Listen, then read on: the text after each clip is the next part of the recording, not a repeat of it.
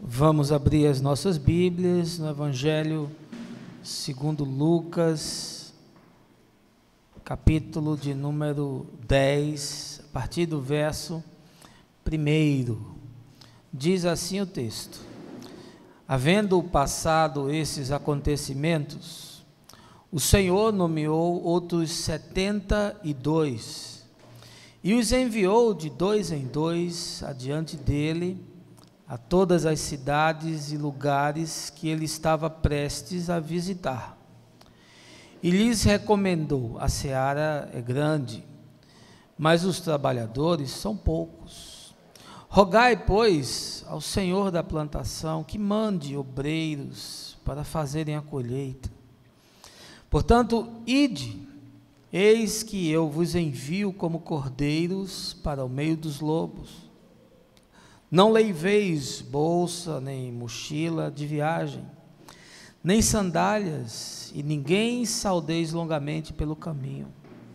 Assim que entrardes numa casa, dizei em primeiro lugar: paz seja para esta casa. Se morar ali um filho da paz, a vossa bênção de paz repousará sobre ele. Caso não haja, ela voltará para vós. Permanecei naquele domicílio, comei e bebei do que vos for oferecido, pois digno é o trabalhador do seu salário. Não andeis a mudar de casa em casa. Quando entrardes em uma cidade e ali fordes bem recebidos, alimentai-vos do que for colocado diante de vós. Curai os doentes que houver na cidade, e proclamai-lhes: o reino de Deus está à vossa disposição. No entanto, quando entrardes numa cidade e não fordes bem recebidos, saí por suas ruas e exclamai a todos: até a poeira da vossa cidade, que se nos pegou as sandálias, sacudimos contra vós outros. Apesar disto, sabei que o reino de Deus está próximo. Agora você pula para o verso 17. Então os 72 discípulos retornaram muito felizes e relataram: Senhor, até os demônios se submetem aos nossos comandos em teu nome. Ao que Jesus lhes revelou: eu vi Satanás caindo do céu como relâmpago. Atentai, eu vos tenho dado autoridade para pisar de serpentes e escorpiões, assim como sobre todo o poder do inimigo, e nada nem ninguém vos fará qualquer mal. Contudo, regozijai-vos, não apenas porque os espíritos vos obedecem, mas sim porque os vossos nomes estão inscritos nos céus. Essa, irmãos, é a palavra do Senhor, texto do evangelista Lucas, que eu desejo essa manhã estar compartilhando com você, com a expectativa de que ele se materialize, se torne carne e sangue na sua vida, que ele se projete das páginas do texto sagrado e ganhe concretude existencial. Nós estamos aí nos aproximando do momento eleitoral no Brasil. A partir do mês de outubro, vamos estar tendo eleições municipais, estaduais, e nós estamos com a expectativa do que vai acontecer, sobretudo depois dos episódios que o país vem enfrentando com denúncias de corrupção na classe política, empresarial, tantos escândalos. E agora, bem próximo do julgamento da presidente Dilma, que seja qual for o desfecho, será uma dor grande para o país. Ninguém quer ver um presidente eleito sendo deposto. Portanto, começou o tempo de caça aos votos. Os políticos estão atrás de conquistar o seu eleitorado. As campanhas já estão aí começando a ser liberadas você vai estar diante de muitas ofertas, de vídeos, de posts, de cartazes, de textos, publicados não só no mundo material, mas agora, sobretudo, no mundo virtual, nas redes sociais. E você também vai ver uma coisa que você não vê com muita frequência. Você vai ver político entrando em favela. Você vai ver político abraçando pobre. Você vai ver político tomando café com pão com manteiga na casa daquelas pessoas muito simples, muito humildes, talvez até em casas de papelão. Você vai ver político indo para o hospital, visitar crianças com câncer, visitar velhinhos abandonados nos asilos. Você vai ver político visitando obras, sobretudo aquelas que não foram concluídas pelos seus adversários, que aí já é uma grande iniciativa de fazer uma contraofensiva, mostrando que aquele outro prometeu e não cumpriu. Você vai ver político nas ruas da cidade, centro do Recife, talvez ali enfrentando o sol aqui do Nordeste, no nosso caso, ali na Praça do Moderno, quem sabe, na Rua da Concórdia, na Rua da Imperatriz. Você vai ver político entrando em escola, quem sabe fazendo palestras, abraçando os alunos, escolas públicas, obviamente, porque isso dá um ibope maior. Me parece que já há uma boa porção da população que não acredita mais nisso, que sabe que a retórica não se desdobra depois em materialização. Me parece que já uma boa parte da população percebe o marketing indutivo, fantasioso, estelionatário. Me parece que muita gente já não crê nessas promessas vazias, e isso, de alguma forma, tende a se refletir nas urnas. Mas nós não podemos esquecer que o grande monopólio dos políticos reside na ignorância do nosso povo e também no sofrimento ao qual ele está exposto. As pessoas tendem a se apegar a qualquer tipo de proposição que permita sonhar com uma mudança nas realidades dramáticas que eles vivem. A verdade é que, depois de eleitos, eles se trancam nas câmaras, nos congressos, e aí as promessas ficam vazias, as proposições são abandonadas, os pobres são evitados, os lugares anteriormente visitados ficam esquecidos. Você dificilmente terá acesso a um político, a não ser submetendo-se a uma agenda extremamente lotada de compromissos com empresários, com empreiteiros, com executivos de multinacionais, com os próprios políticos, para viabilizar alianças extremamente prostituídas, insalubres, de gente que possui ideologia tão antagônica, mas consegue se juntar quando os interesses lhes convêm. E aí, diante de tudo isso, eu queria lhe fazer uma pergunta. E você? Qual é a sua rotina? Por onde você anda? Quais são os lugares que você entra?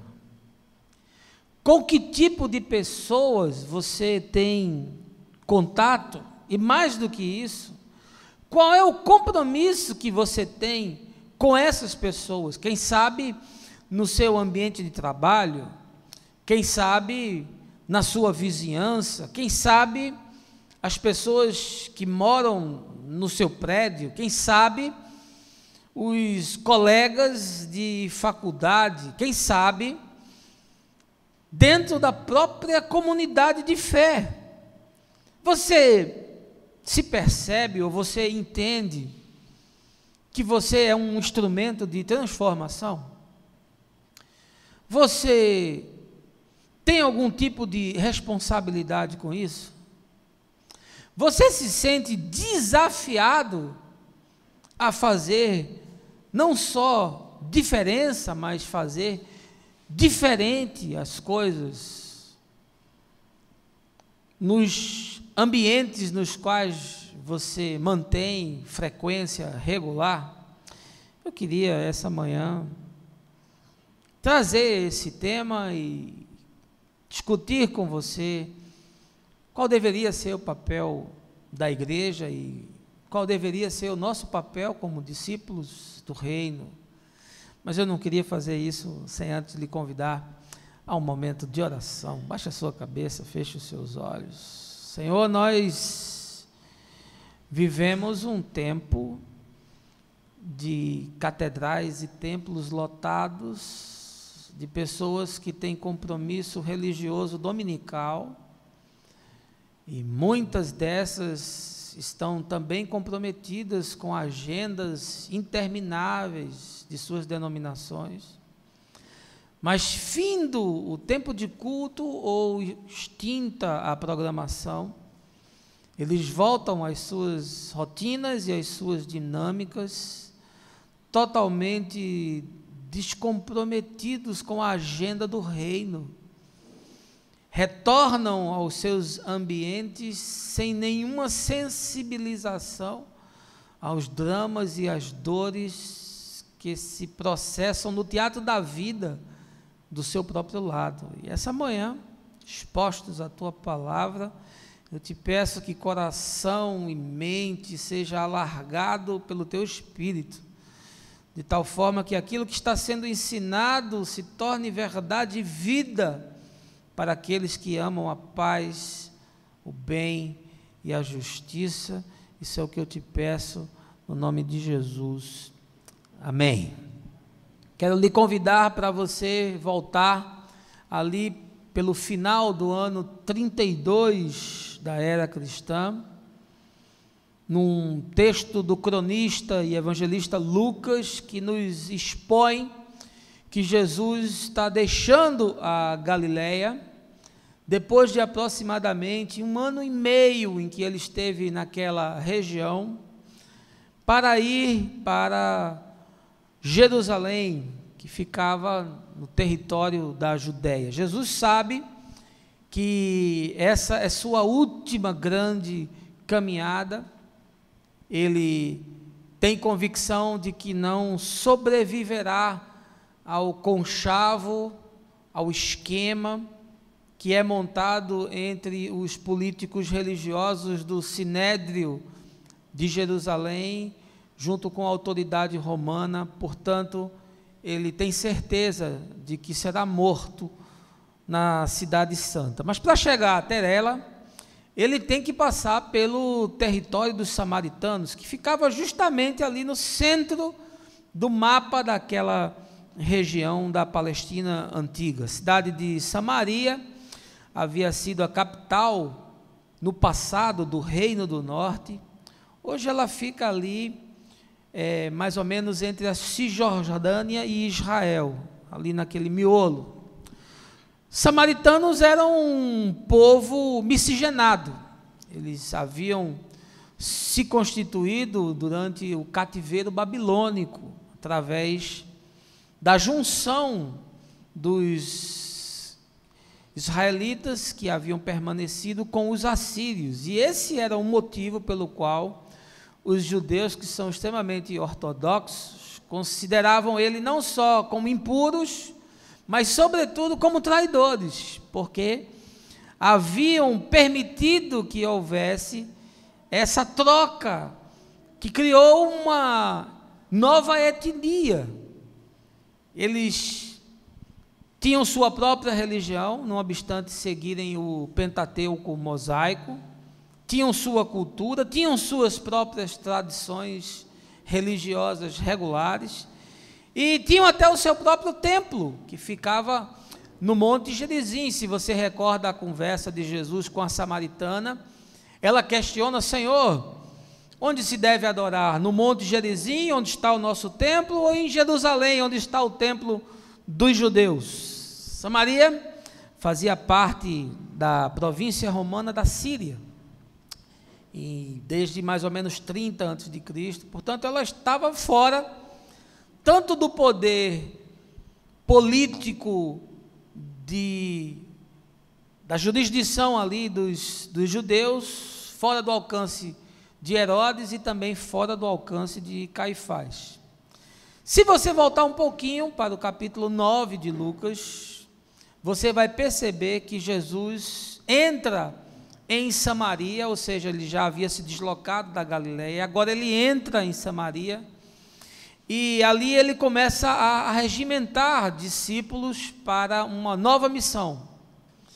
Obviamente Jesus não é bem-vindo em Samaria, porque ele é judeu, e você também deve lembrar daquele episódio em que numa das aldeias ele sequer pode entrar, e aí Tiago e João fazem a sugestão brilhante de dizer: Senhor, já que essa moçada não nos recebe, vamos derramar um caldeirão de óleo fervente sobre eles, manda que venha fogo do céu, mata todo mundo, porque aí eles vão ver que nós somos embaixadores da graça e do amor do Senhor.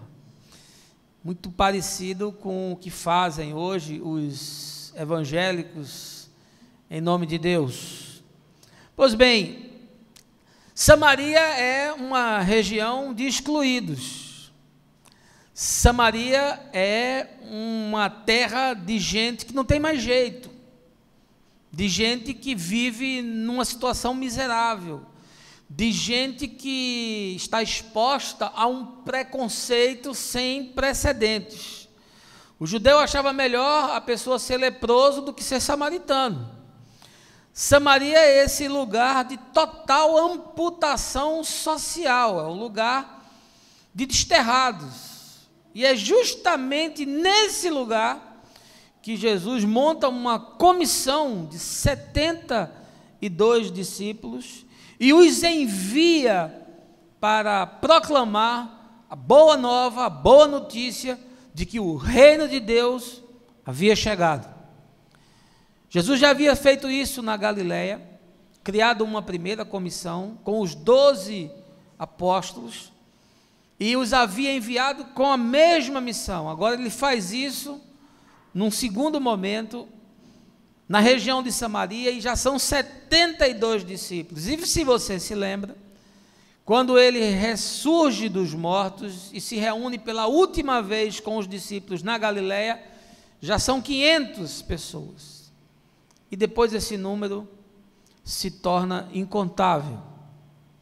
Eu queria meditar com você o fato de que Jesus manda essas pessoas para uma região maldita.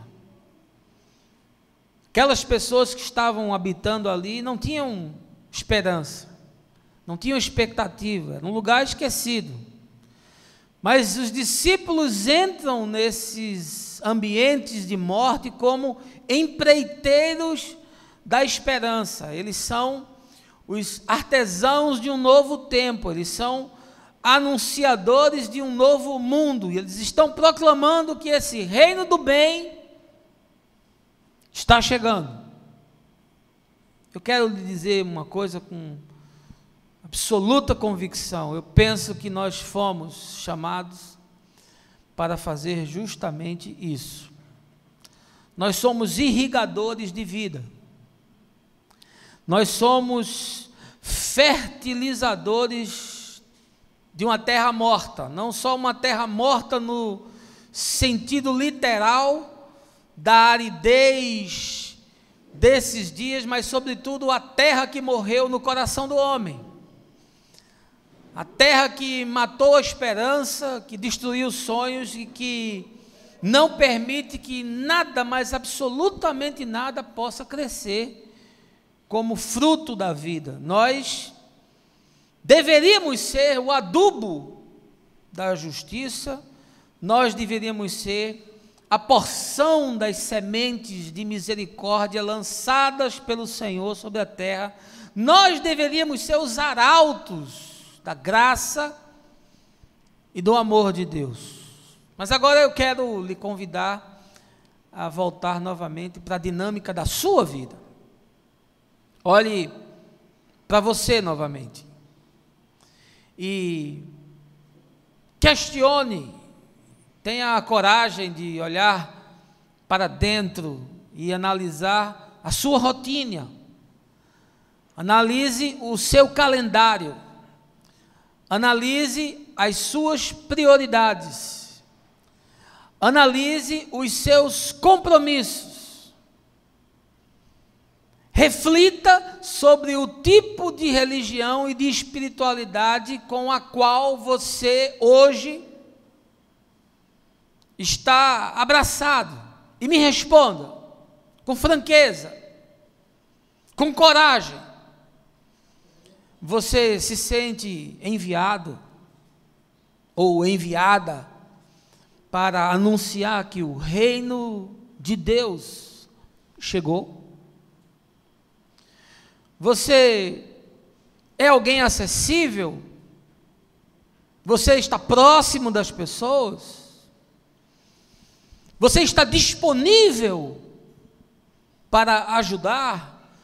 Você é relevante naquilo que você se dispõe a fazer? E aqui eu não estou só pontuando do ponto de vista religioso, mas estou pontuando do ponto de vista existencial.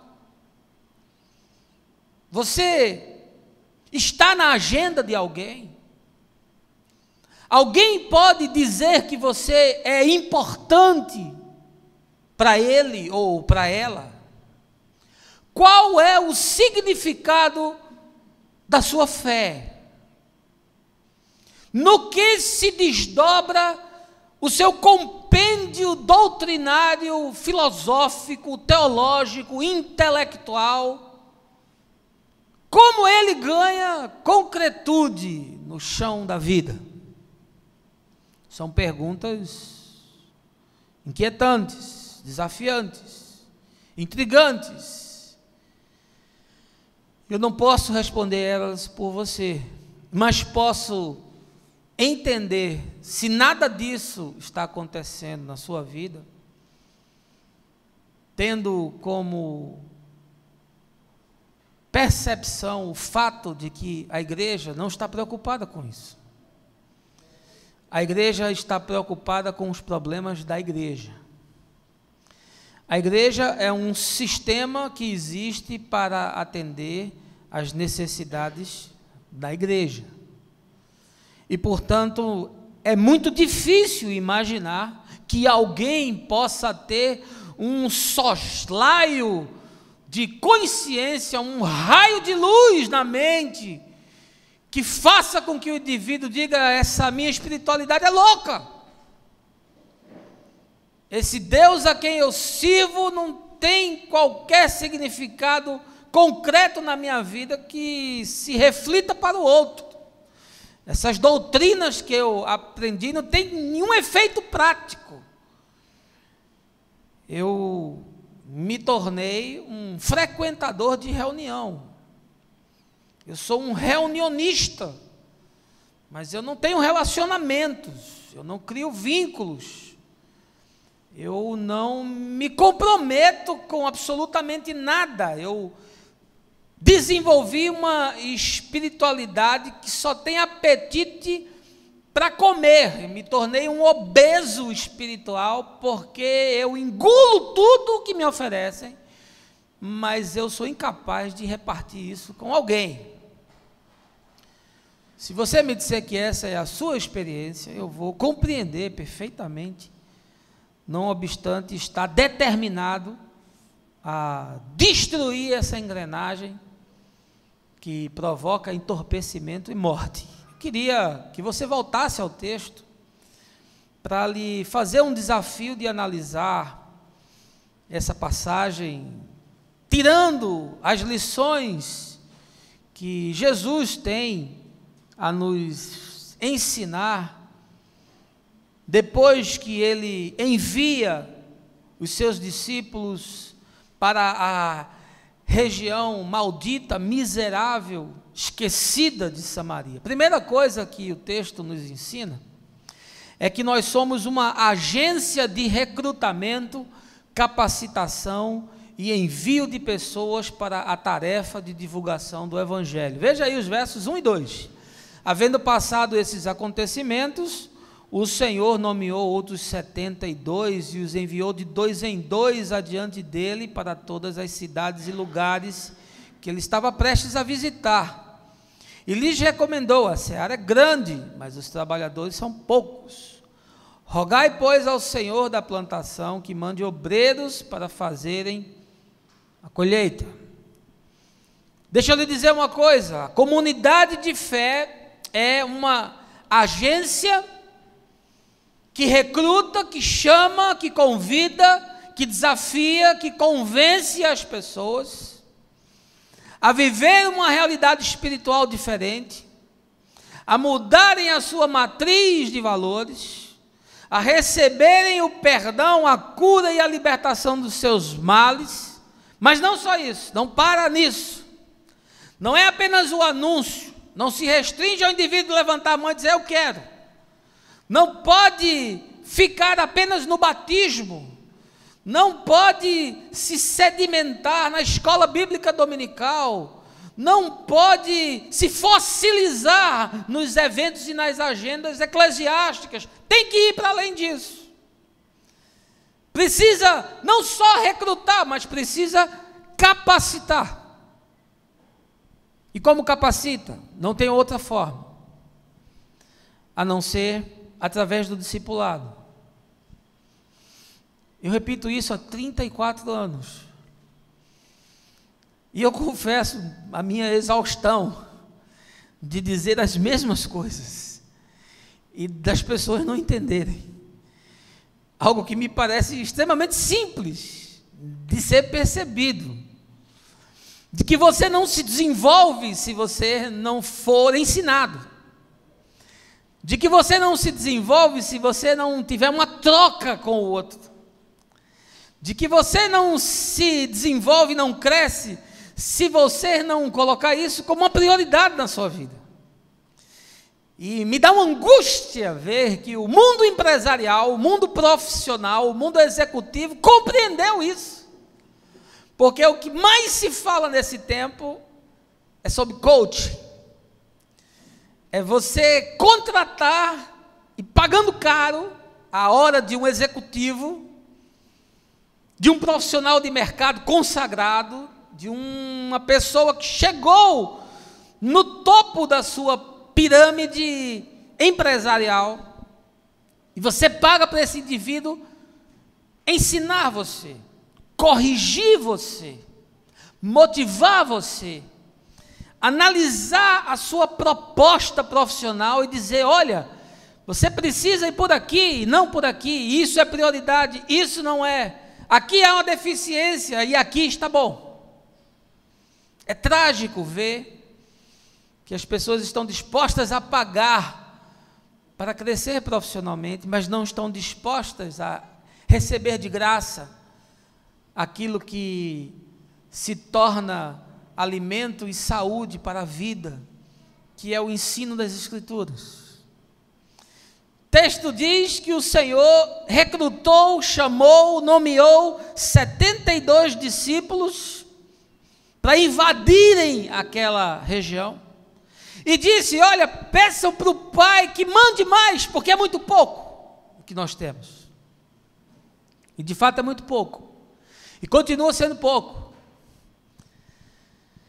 Eu, obviamente, fico triste em perceber que essa é uma atividade que a igreja não compra, as pessoas não querem crescer, elas não querem se relacionar, elas não querem aprender. Você abre pequenos grupos e quase ninguém frequenta, é uma agenda marginal. Isso quando as casas se abrem, porque a maioria das casas não tem sequer interesse em serem abertas, porque talvez as pessoas imaginem que é preciso fazer um curso de teologia de 5 anos, para poder abrir a casa e fazer uma pregação com homilética e exegese irretocável. Ninguém consegue entender que você abre a casa para acolher pessoas e para ajudá-las e fazer o bem para elas. E para isso, não precisa você fazer nenhum curso, não precisa você ter lido toda a Bíblia, não precisa você ser um exegeta, nem um mestre de Israel, não precisa você ter bacharelado em teologia, mas precisa que o Espírito de Deus tenha feito uma obra no seu coração e na sua consciência. Isso precisa, é necessário.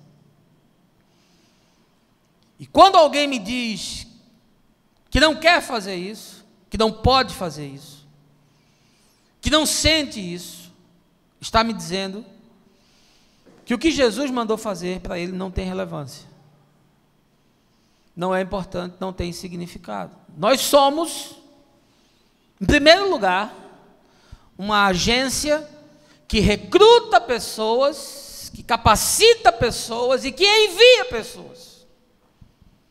Sim, porque depois que você convive, que você ensina, que você partilha, que você corrige, que você exorta, que você anima, que você estimula, ou seja, que você reparte a sua espiritualidade com o outro, chega um momento que você vai dizer para ele: agora você está pronto, e agora você vai fazer isso. Quando Paulo escreve a seu filho da fé, Timóteo, ele diz: Timóteo, pegue um grupo de homens que você julgue que são pessoas fiéis, são pessoas idôneas, e ensine a eles as coisas que eu lhe ensinei, para que depois eles ensinem a outros. Deixa eu lhe dizer uma coisa. Eu não acredito que você possa crescer sozinho. E talvez você me diga: mas pastor, e os desigrejados? A maioria dos desigrejados estão nessa condição porque não tem alternativa. Porque as igrejas se tornaram espaços tão bizarros e tão insalubres, tão dessignificados, tão doentes, que pessoas que têm uma boa fé e uma boa consciência saem deles. É uma ação de sobrevivência. O indivíduo se aparta porque ele tem consciência que aquilo faz mal. E como ele não quer ser uma porca na engrenagem, ele cai fora. Mas eu quero lhe dizer que Jesus nos ensina que o caminho que constrói uma espiritualidade sadia e consequente é feito 2 a 2, ou seja, ele está dizendo, é através da troca com o outro, da experiência de uma pequena comunidade, onde o encontro e o contato vão construir uma relação e vão aprofundar a fé que se materializa, é feito. Porque ao invés de mandar 35 pares, ou 36, dependendo da sua tradução, ele poderia ter mandado individualmente, ele iria alcançar mais pessoas, ele iria conseguir visitar mais aldeias, ele iria ter um número maior de casas visitadas, mas ele mandou 2 em 2.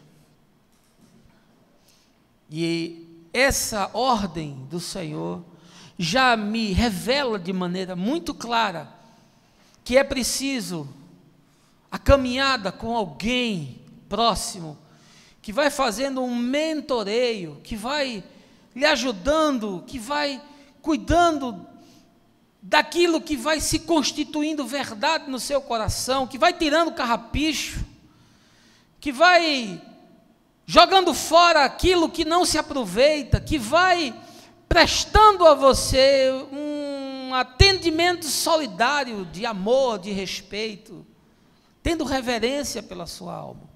Deixa eu lhe dizer mais, eu não acredito que ninguém cresça sem isso.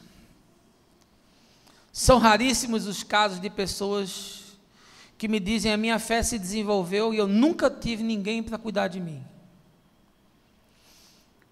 Pode acontecer? Pode.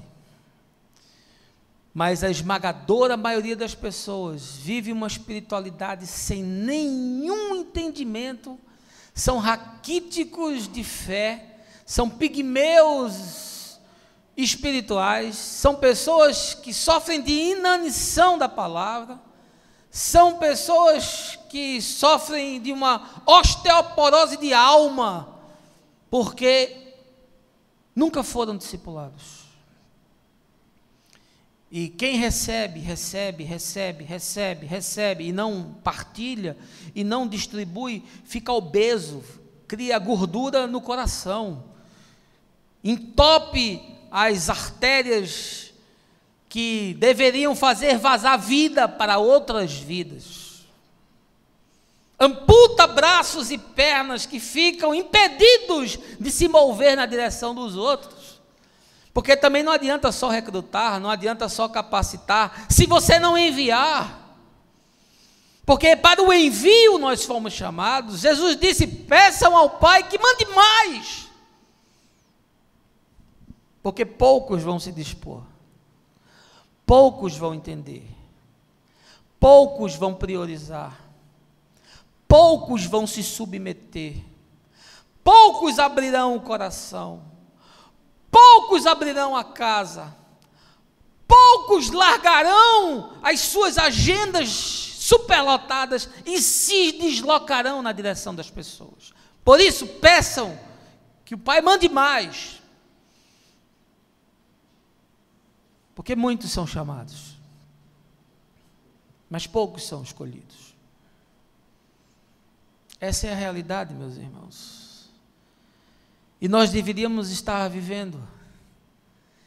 E eu lhe peço perdão, porque lhe digo a verdade na cara, com toda clareza, mas com toda a responsabilidade de um profeta que sabe que um dia vai dar conta a Deus da revelação que teve. Eu não tive culpa de ter essa revelação, não tive culpa, e às vezes fico pensando que melhor teria sido não tê-la, porque seria muito mais fácil e muito mais simples para mim. Mas se eu prego, eu faço isso constrangido pelo Espírito de Deus, que me diz sem parar: fala, não te cales. Como João Batista, que foi tirado da rotina eclesial, das dinâmicas do templo, das observâncias dos costumes e das tradições judaicas e dos preceitos e doutrinas de Israel, e foi para o deserto.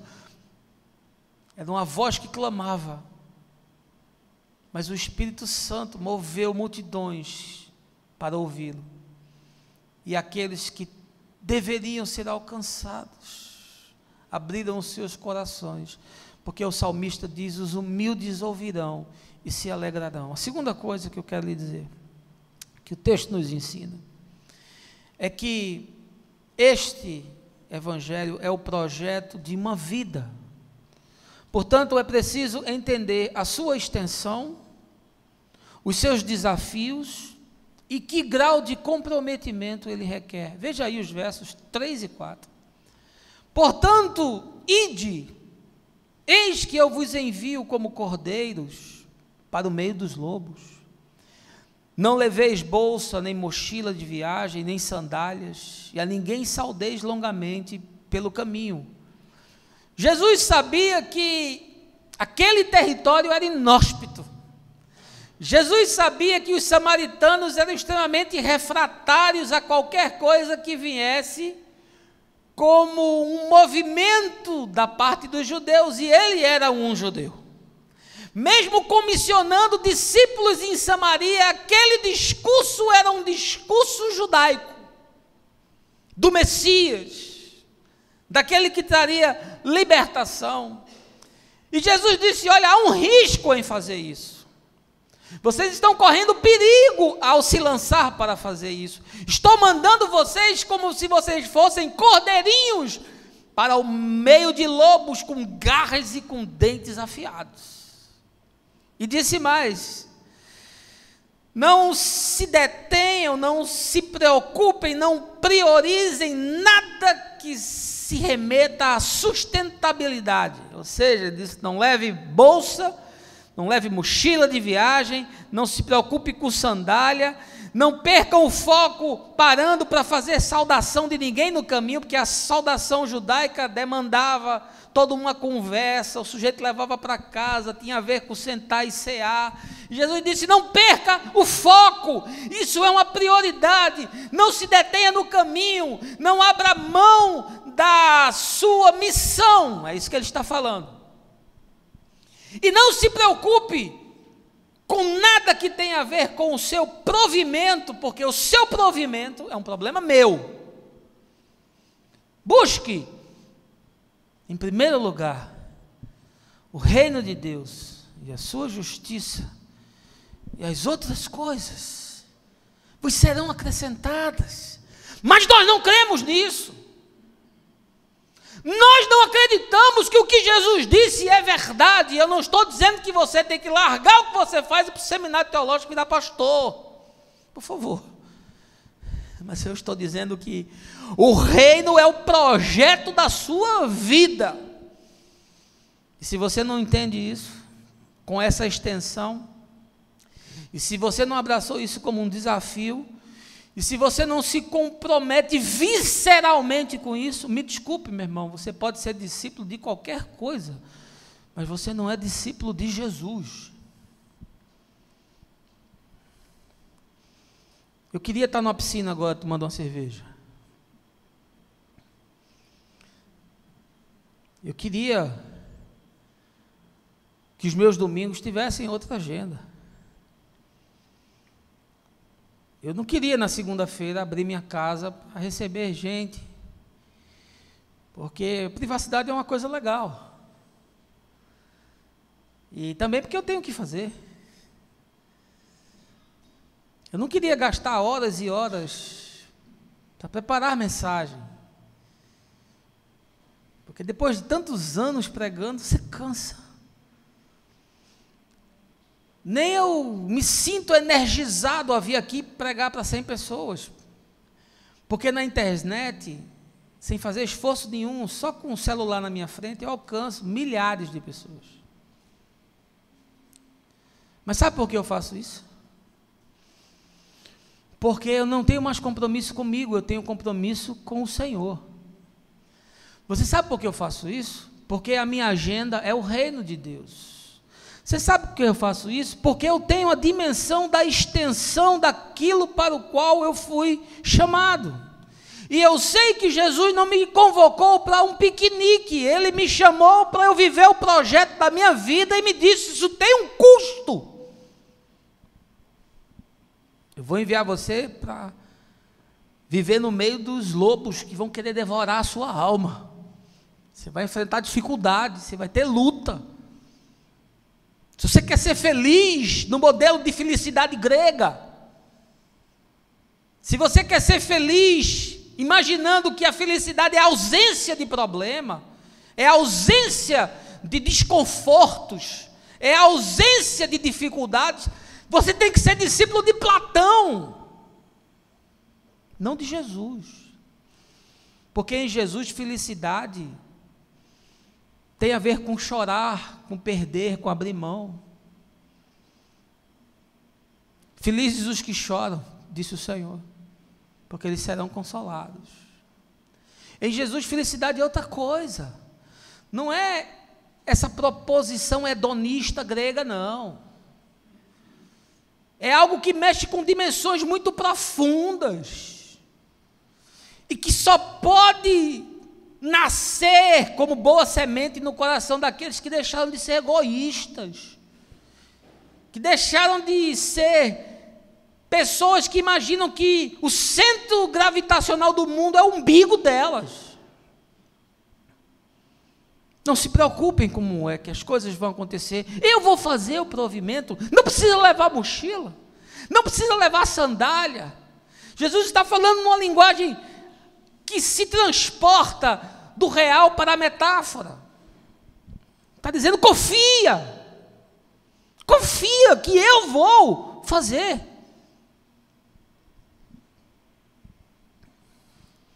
Não vai faltar pão na sua mesa. O Senhor é fiel. O salmista diz que nunca viu o justo desamparado. Por que você não confia? Por que você confia mais no seu contra-cheque do que no Senhor? Será que o reino é um projeto da sua vida? Será que ele é uma prioridade na sua vida?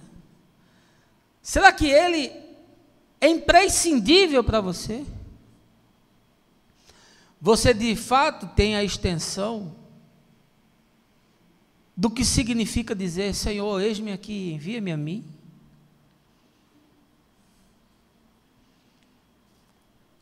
Como é que você mede a sua espiritualidade? Em terceiro lugar, o texto nos ensina que o Evangelho é constituído por uma nova consciência. Ele não carrega os resquícios da religião do templo. Veja aí os versos 5, 7 e 8. Assim que entrardes numa casa, dizeis em primeiro lugar: paz seja para esta casa. Verso 7.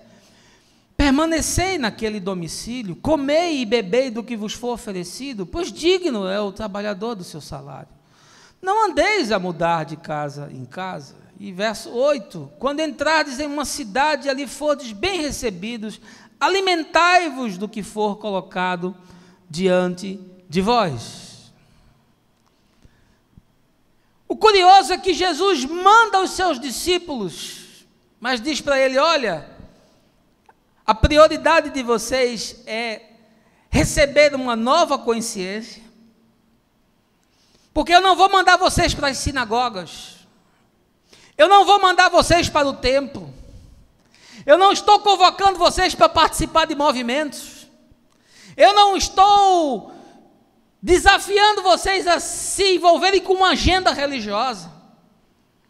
Aqui ele quebra todo o estereótipo daquela religião de Israel, daquelas rotinas do sagrado, daqueles preceitos e daquelas oblações e cumprimentos e asepsias e banhos litúrgicos e sacrifícios. Jesus está dizendo: não, é para fora de tudo isso.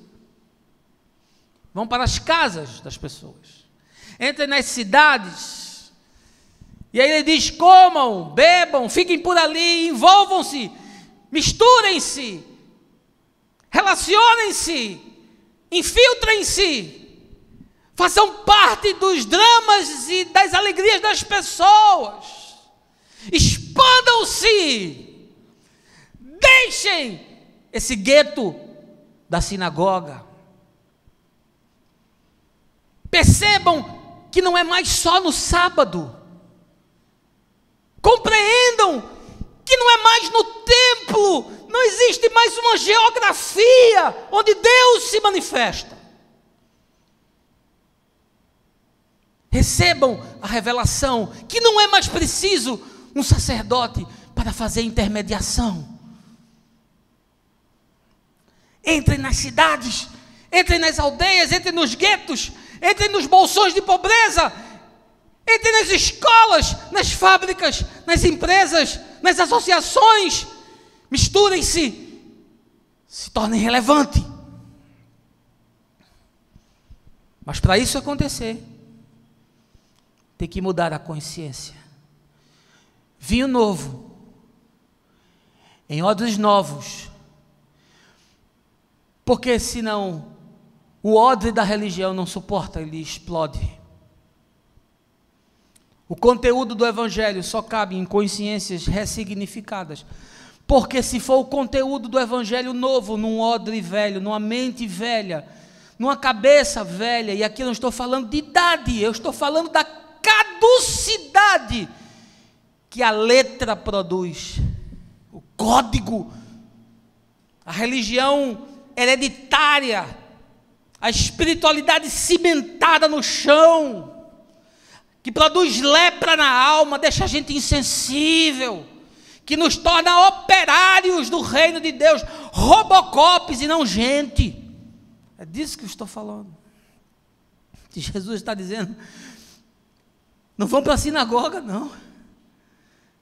Vocês não vão fazer palestra, não. Eu não estou chamando vocês para fazer congresso, não. Eu estou chamando vocês para se envolver com gente, entre na casa das pessoas, para você ver como ela vive, para você sentir um pouco do que ela sofre, coma a comida dela, Durma na cama que ela dorme. Se vista com as roupas que ela se veste. Faça o caminho que ela faz todo dia para o trabalho. E aí você vai entender como você pode ser útil. Como você pode ser útil? Como você pode ser útil se você não conhece a realidade das pessoas? Como você pode ser útil a um pobre se você tem nojo de favela? Se você tem medo de entrar numa favela? Se você tem medo de tocar numa pessoa dessa? Num cara que fuma crack, uma garota de programa, numa drag queen? Como você pode ser útil a essa gente? Você quer ser útil a quem? A gente de classe média, bonita, cheirosa, intelectual, igual a você? Jesus mandou essa gente para Samaria, o lugar que só tinha desgraçado, o lugar que tinha gente mal cheirosa, mal resolvida, mal amada. Mas eles foram, porque eles tiveram uma nova consciência. O modelo do templo já havia sido destruído. O modelo de Israel já havia sido retirado. O reino de Jesus era um reino de consciência. Por isso que ele disse: o reino está entre vocês. Quando o fariseu disse: mostra-nos o teu reino, mostra-nos, nós temos templo, nós temos livro, nós temos sacrifício, nós temos funcionários, nós temos sacerdote, nós temos liderança, nós temos sinédrio, mostra-nos o teu reino. Jesus disse: não posso, porque o meu reino não tem coisa visível. O meu reino é feito de consciência. E quando ele se manifesta, ele muda tudo que está ao seu redor. Por isso que ele não disse: vão para a sinagoga, faça um estudo bíblico toda terça e quinta, 8 às 10, tenha paciência, todo mundo vai chegar uma hora atrasado. Sabe como é, né? Vai lá, ensina Isaías, fala umas abobrinhas, o povo gosta. Se tiver um coffee break, vai ter mais gente. Aí você chama para o culto no sábado, e aí as pessoas vão se juntar, vão cantar, vão orar, depois todo mundo se abraça, vai voltar para casa e a vida continua a mesma coisa. Deixa eu lhe dizer uma revelação: isso não tem nada a ver com Jesus, nada a ver com Jesus. Você pode estar vivendo isso a vida toda, mas quero dizer, meu irmão, com toda a honestidade da minha alma, isso tem nada a ver com Jesus. Isso tem a ver com a sua denominação. Isso tem a ver com a sua teologia, mas não tem a ver nada com Jesus.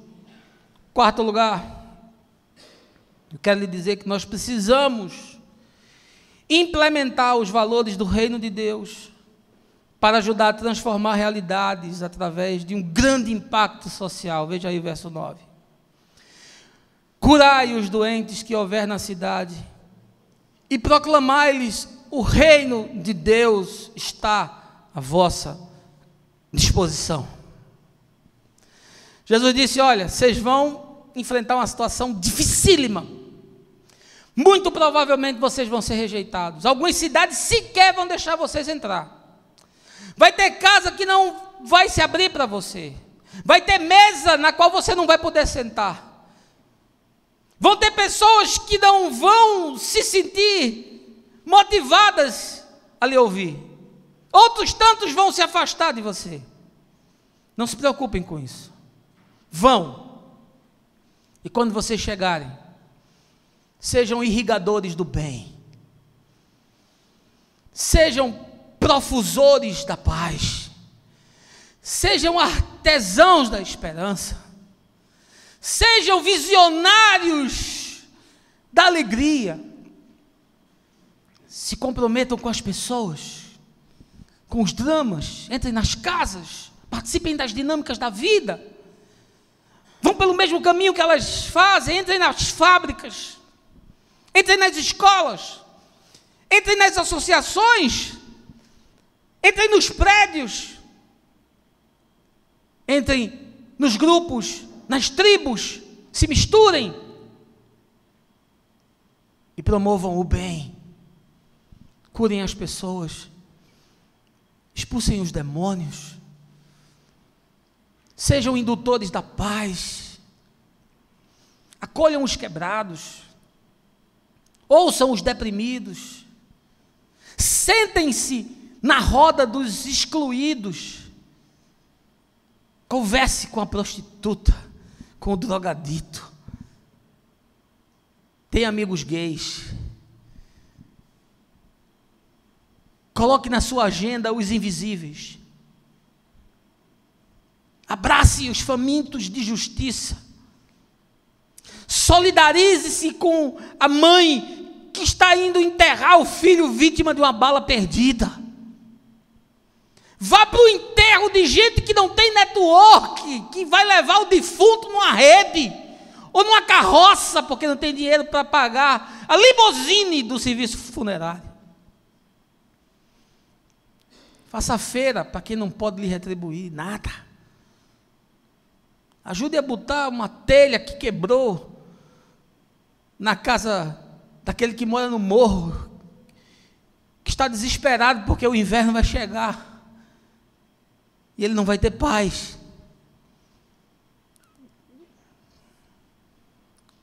Esse é o desafio. Empreiteiros do bem. O reino de Deus chegou. O que é que eu posso fazer por você? Como eu posso lhe ajudar? Como eu posso lhe servir? Não precisa falar de religião. Não precisa pedir para o cara assinar uma ficha de encontro. Não precisa jogar ele dentro de uma piscina, que ele fica lá perdido, tendo que dar o dízimo, pagar o imposto para fazer a engrenagem funcionar. Você não precisa nada disso. Você pode entrar apenas como um amigo do bem. Você pode chegar e dizer: eu sou um amigo de Jesus, eu vim aqui para ajudar você. Não estamos fazendo um impacto evangelístico, nós não estamos aqui passando o trio elétrico da marcha por Jesus, nós não estamos aqui para engordar a nossa denominação, fazer crescer a massa do nosso bolo.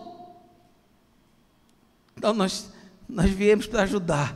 O que é que tem que ser feito? Gente disponível, quer ajudar, quer servir, quer se envolver. Não é o sacerdote e o fariseu que vê o cara caído lá, gemendo e diz: não é comigo não, o culto já acabou, eu já fiz a minha parte, não quero me envolver com isso não, eu já dei o dízimo, eu já cantei, eu já ensinei na escola dominical. Não tem nada a ver com isso não. Deixa o cara sofrendo, isso é o problema do Estado. Deixa os espíritas acolherem eles, pessoal que acha que com boas obras vai ser salvo. Vai ter muito mais espírita no céu do que crente. Muito mais, muito mais. Eles vos precederão no reino de Deus. Porque o coração se dilatou para ajudar o outro. Ah, pastor, mas eles acreditam em reencarnação. Você acredita em potestade e maldição hereditária, meu irmão? Você acredita em cura interior? Você acredita em prosperidade? Ele não pode acreditar em reencarnação. A ignorância dele será compensada pela misericórdia do Pai, onde uma consciência se acender para o Evangelho, dali ela vai ser transportada para o reino do Filho do seu amor, conforme Paulo, em Colossenses capítulo 1.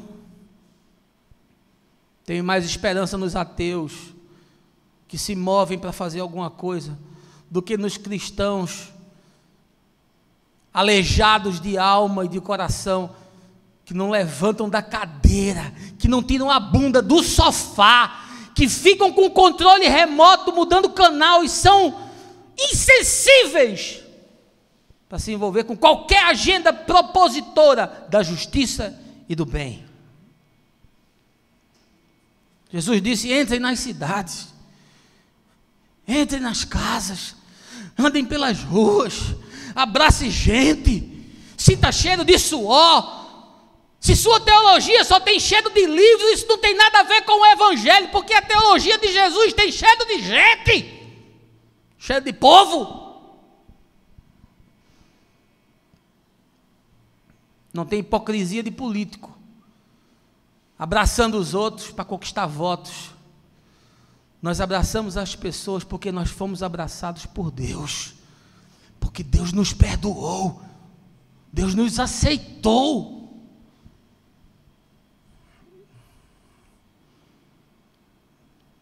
Se você não é alguém que altera realidades ao seu redor, eu lhe pergunto, para que serve a sua fé? Se você não é luz no meio das trevas da ignorância, das trevas do descaso, das trevas do abandono, das trevas da injustiça, das trevas do cerceamento, das trevas da solidão profunda, das trevas do deprimido, eu lhe pergunto, que luz é essa? Que não ilumina nada. E em último lugar, eu quero lhe dizer que o texto nos ensina que a mensagem do Evangelho carrega o poder de Deus para operar coisas extraordinárias e promover mudanças em estruturas perversas. Veja aí versos 19 e 20. Disse Jesus: atentai, eu vos tenho dado autoridade para pisar de serpentes e escorpiões, assim como sobre todo o poder do inimigo, e nada, nem ninguém vos fará qualquer mal. Contudo, regozijai-vos, não apenas porque os espíritos vos obedecem, mas sim porque os vossos nomes estão escritos nos céus. Ah, meu irmão, não tem como você entrar num terreno inóspito, não tem como você adentrar em lugares onde a injustiça campeia, onde a dureza do coração campeia, bolsões de miséria. Não tem como você adentrar em espaços onde a consciência cauterizou, onde o coração se tornou pedra, porque são lutas espirituais, são sim, não é só uma invasão de espaços geográficos, não, é também a invasão de espaços espirituais, de feudos de demônios, que estão ali por gerações e gerações.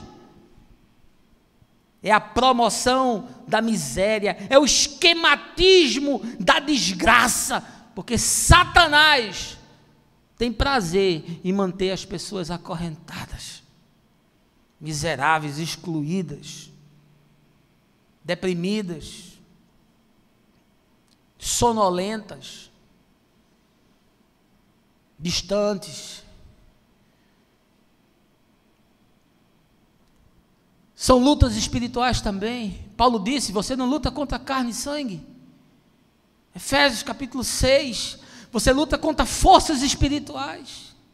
Não acredito nessa batalha espiritual dos crentes, não acredito nessa panaceia que se anuncia aí, não, mas acredito em lutas espirituais sim, que são vencidas quando você carrega em si o poder transformador do Evangelho.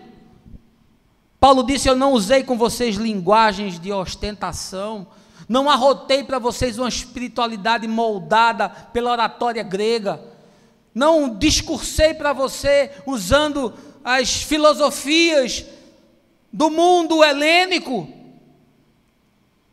mas eu cheguei até vocês com manifestações do Espírito de poder,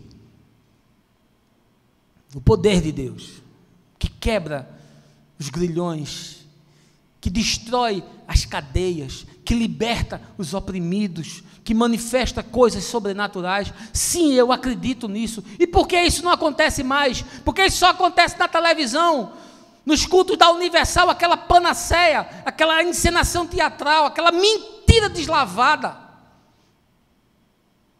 Porque é gente tola que gosta de magia e de pirotecnia. Porque o poder mesmo de Deus é aquele que transforma o indivíduo de dentro para fora. Você quer saber o que é milagre? Milagre é você tirar um crente de uma cadeira de igreja e botar ele para se envolver com o drama das pessoas do lado de fora. Isso é um milagre. E os discípulos voltaram entusiasmados. Senhor, rapaz, o negócio, o bicho está pegando, é culto de poder, é sessão do descarrego, é demônio saindo por todo lado, os doentes estão sendo curados, está sendo uma bênção, Senhor, um avivamento. Jesus disse, massa, mas não se impressionem com isso não. Fiquem felizes, porque o nome de vocês está escrito no livro da vida. Mas milagre não é marca exclusiva do reino de Deus. Sabe por quê? Porque as trevas também fazem milagres. Os magos também fazem milagres. O demônio também pode operar coisas extraordinárias e espantosas. Isso acontece desde que mundo é mundo. Agora, o reino de Deus tem uma característica que se difere de todos os outros. É a justiça. Porque todo império visa conquistar, visa dominar, visa controlar. Mas o reino de Deus visa libertar, visa pacificar, visa abençoar e visa trazer justiça. É a marca mais forte do reino, é a justiça. Foi a justiça de Deus que matou Jesus. A justiça de Deus matou Jesus para que ele se tornasse justo e justificador de todos aqueles que nele creem. Porque Deus não suporta o pecado. E ele matou o Filho, que a ele atraiu a todos na cruz. E na morte de Jesus está também a minha morte. E na sua ressurreição está também a minha ressurreição. E na sua glorificação está também a minha glorificação. Eu já estou sentado com ele nos lugares celestiais. Aleluia! E não há nada que possa mudar isso. A mensagem do Evangelho carrega esse poder de mudar, de transformar, de alterar, de ressignificar, com manifestações extraordinárias, sim, mas Jesus nunca deu ênfase à pirotecnia. Pelo contrário, você vai ver em muitos dos seus milagres ele dizendo: não fale nada para ninguém. O cara ora aqui, o sujeito fica curado de uma dor de cabeça, ele bota no Facebook: Deus operou um milagre, curou um câncer no cérebro. Mas Jesus fazia as coisas discretamente, ele não queria publicidade, porque ele sabia que o poder de Deus se manifesta transformando a vida das pessoas. Eu acredito em manifestações sobrenaturais, sim. E eu acredito que quando nós nos dispusermos e entrarmos a fazer coisas na sociedade, muitas manifestações sobrenaturais vão acontecer, acredito. Mas essa não é a minha motivação. Os meus olhos não estão fixos nisso. Os meus olhos estão no fato de que o Senhor me disse, o seu nome está escrito no livro da vida.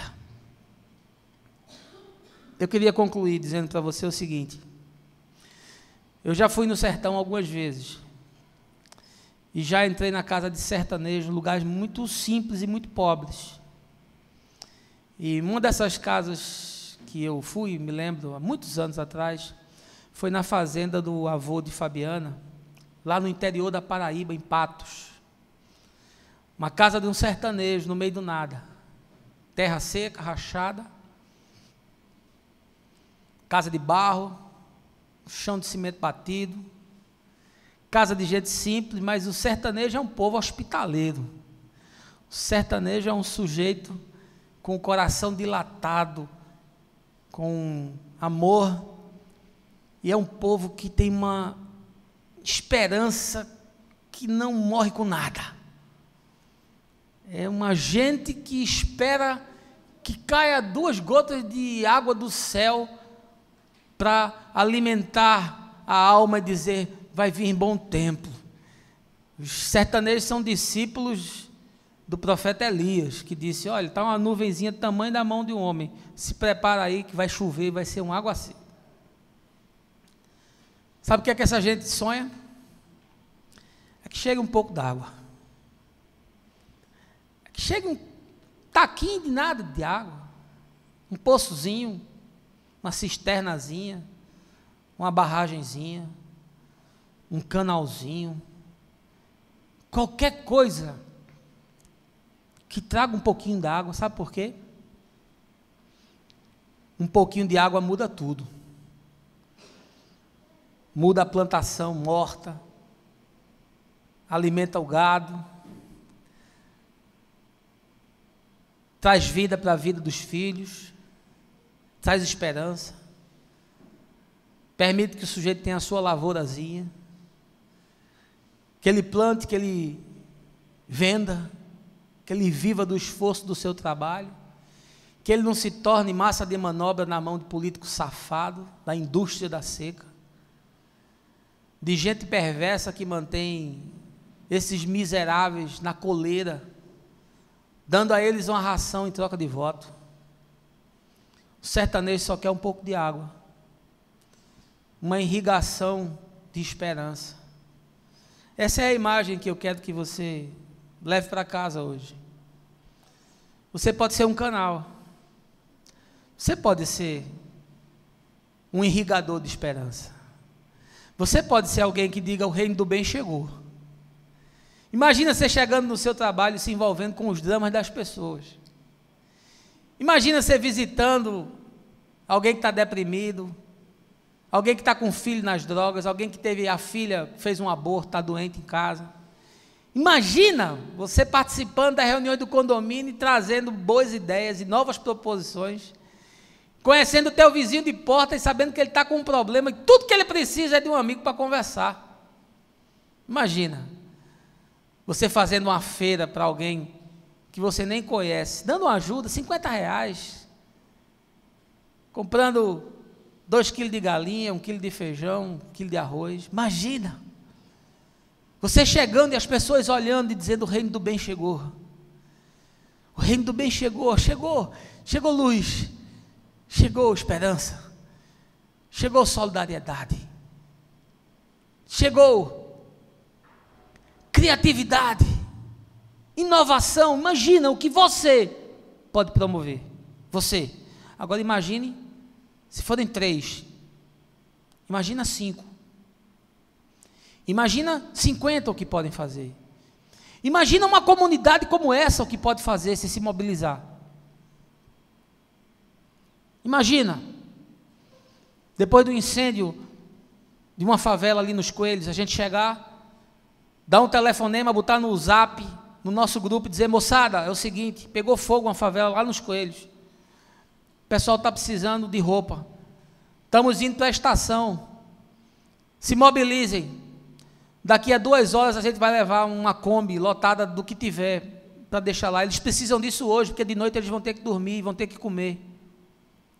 Imagina, isso é igreja. Imagina a gente se mobilizando, mais do que a gente já está. Eu estou muito animado com o que a gente está fazendo aqui, mas são meia dúzia só envolvidos. Pode ser que a gente batendo a porta do seu coração se quebre, e a mensagem entre.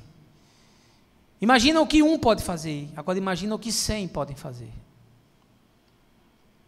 Imagina quando você entender que você é o empreiteiro do bem. Imagina o quanto de gente Deus pode tocar por intermédio da tua vida. E durma com um barulho desse. Que Deus nos abençoe, que você tenha um bom domingo, que você gaste tempo com as pessoas que você ama, que você acolha os quebrados e os caídos da vida, e que a sua fé ganhe alguma relevância e significado debaixo do sol. Essa é a minha oração, no nome de Jesus. Amém.